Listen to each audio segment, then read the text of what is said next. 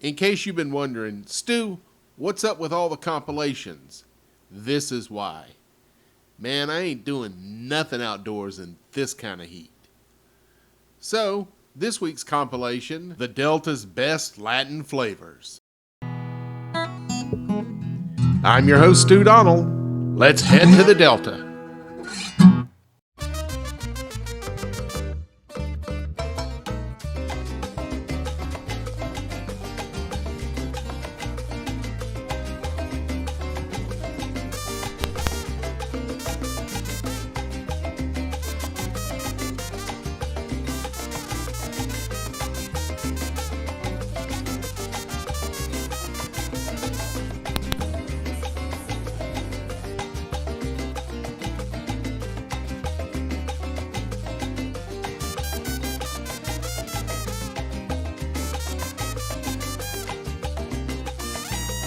In all the world, there is no ritual more sacred than the post-hike meal. And literally right around the corner from William Brooks Park is one of my favorite restaurants.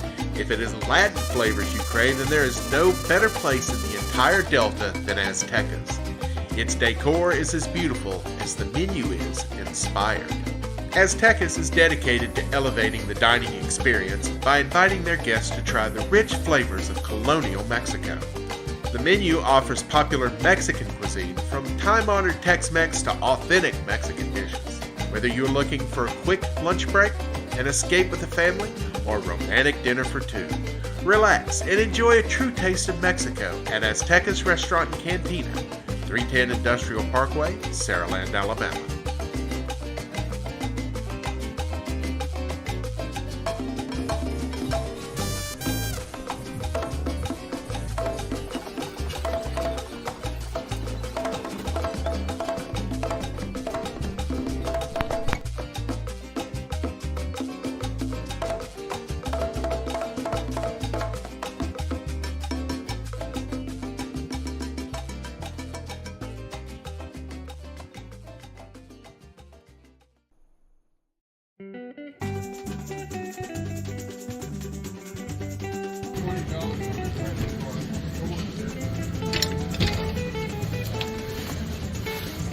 Hello. How are you? Just one.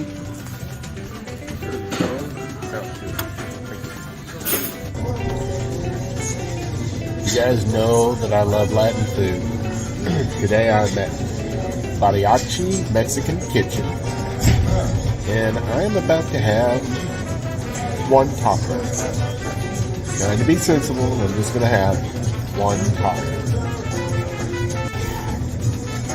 I searched in vain for a translation for Bariachi. So I asked, and it is actually a mashup between bar and mariachi. Bariachi is a really nice space. It's in the area of town we call the Loop. Some people now call it Midtown. The restaurant is a little different than most of the Mexican-style restaurants in the area in that there are windows, lots of windows. And it really gives it a more open, festive feel. Now, this used to be one of those ubiquitous chain restaurants, pizza place, I believe. And they did not do too well, so Bariachi moved in here, and a lot of people have raved about it. It's not my first time coming here, and it is good. One of the things that I like is their salsa. One of the few salsas I don't have to add heat to. It's not overwhelming, but it's definitely there.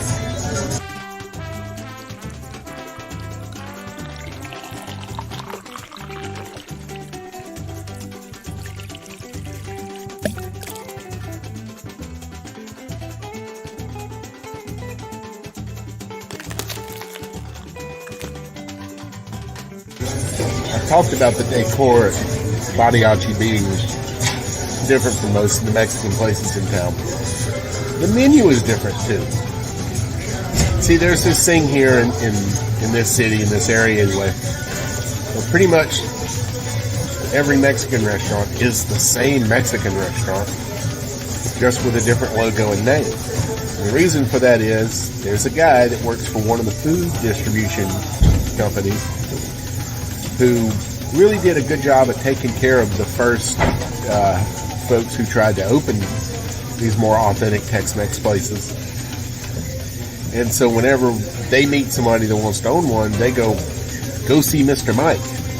And Mr. Mike will sit down with them, and he opens up basically a photo album, and it's got different logos and different names, and he lets them pick them out, and then he gives them a menu with that logo on it, and I call it Mexican restaurant in a box.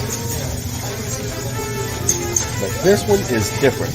There are some interesting things on this menu, some outlandish things on this menu. Hold that thought.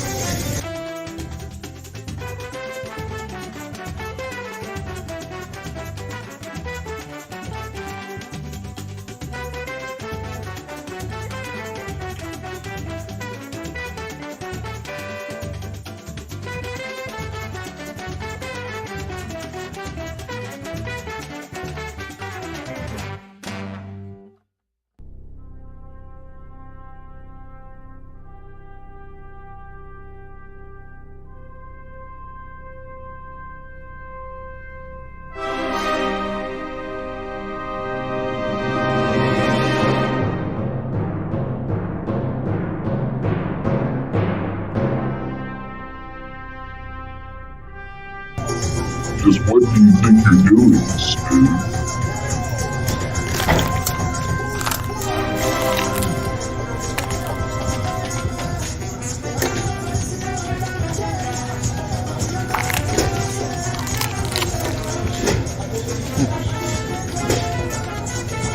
Yeah, it's just going to end up being nachos.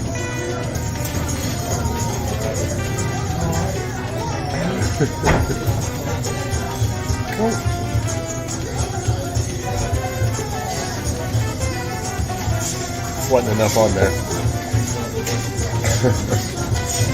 That's hilarious.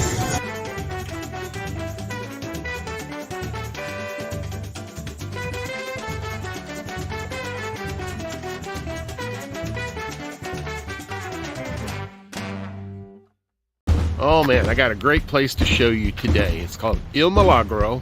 It is Central American food, and it used to be in that building right there. But recently, they moved all the way to right here. This is going to be my first time checking it out since they moved to this new location from all the way over there.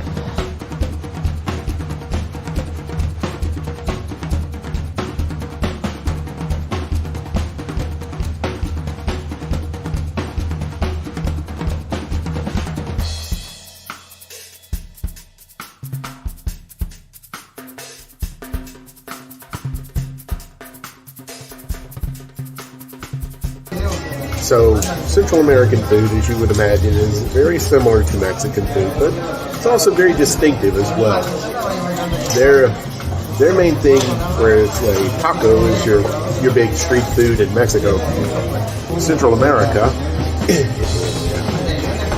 it is called a papusa, and it's kind of like a pancake that's made from the same batter that they make tamales with, but they pour that batter on a griddle, cook it like a pancake. But it can be stuffed with different things. I've got 3 of them coming. I've got 3 papusas. The first one is the one that I first tried. It's pork and cheese. It's called revuelta. And then I've got one that's chicharron, which is going to be pork cracklings with southern boiled like that. The third one is a la roca, which is an edible flour from Central America. They also have things that you would expect to see at any of your Mexican restaurants. They have nachos, they have fajitas, and I'm about to enjoy some of their chips and salsa.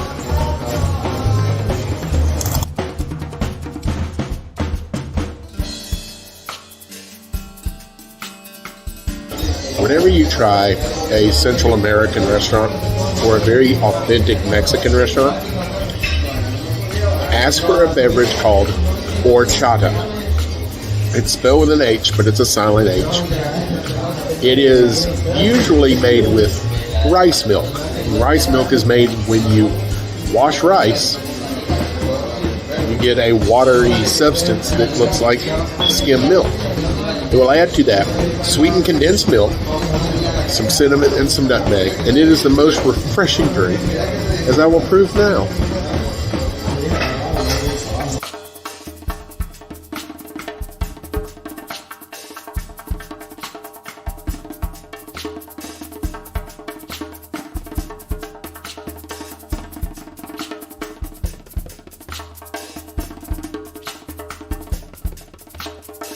Let's talk about this right here. This is called curtido, and it is a slaw that is vinegar based, the best kind. And it's got jalapenos in it, and usually a little bit of cilantro, and it is delicious. I don't know what these are other than sauces.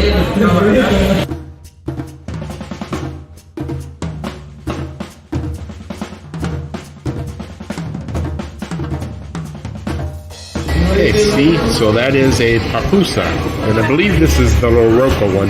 I kind of peeked inside, it looked like floury stuff. And see, it is a pancake, and they fill the batter and put it on the griddle. And they are delicious. Alright, there you go. See, folded like a taco.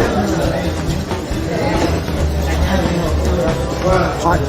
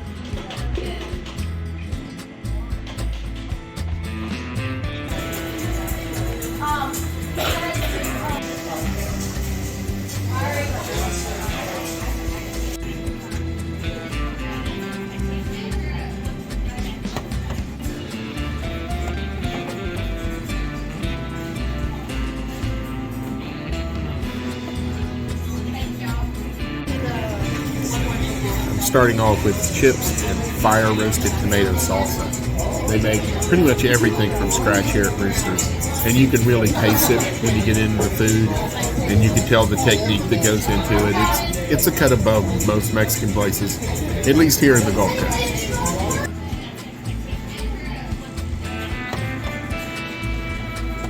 In case you hadn't figured it out by now, I love Latin American food. Let's go check out the hot sauce bar.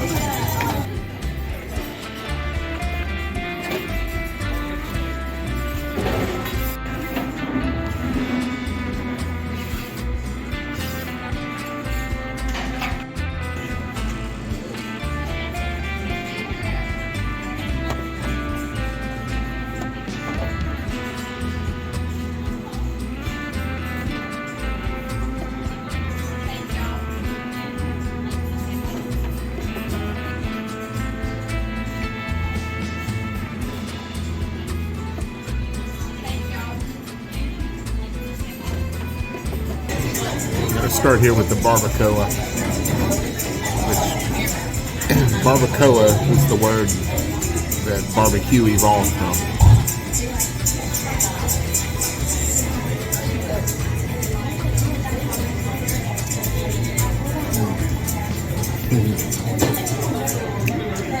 That is so good.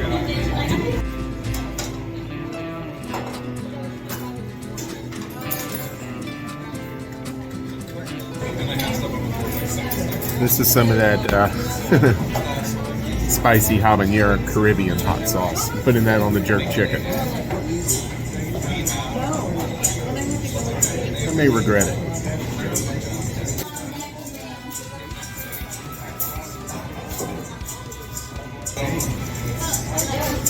That is really good.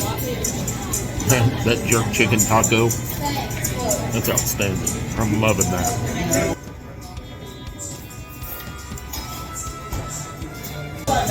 Alright, I'm about to eat that mahi taco. I love a good fish taco. And I'm going to make a little PSA here. Lettuce does not belong in a fish taco. Cabbage does. Also, some of their house-made chili adorable sauce also belonged on here.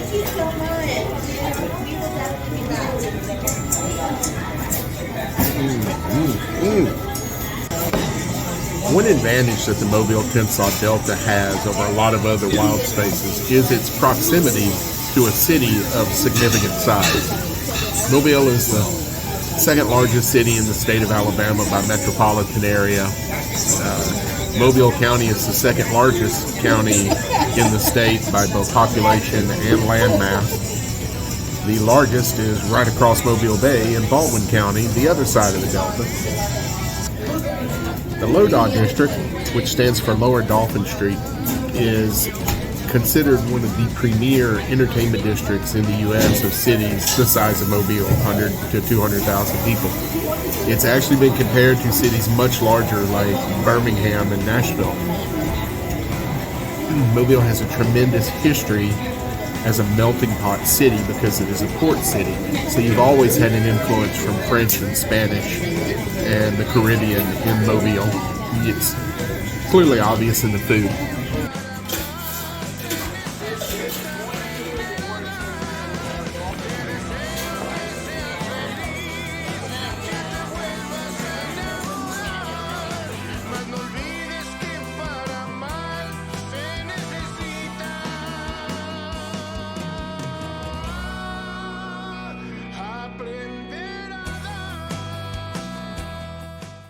Excuse me, old chap, but would you mind terribly clicking like and subscribe? It would mean oh so much to me, seeing how as I gave my life for your entertainment.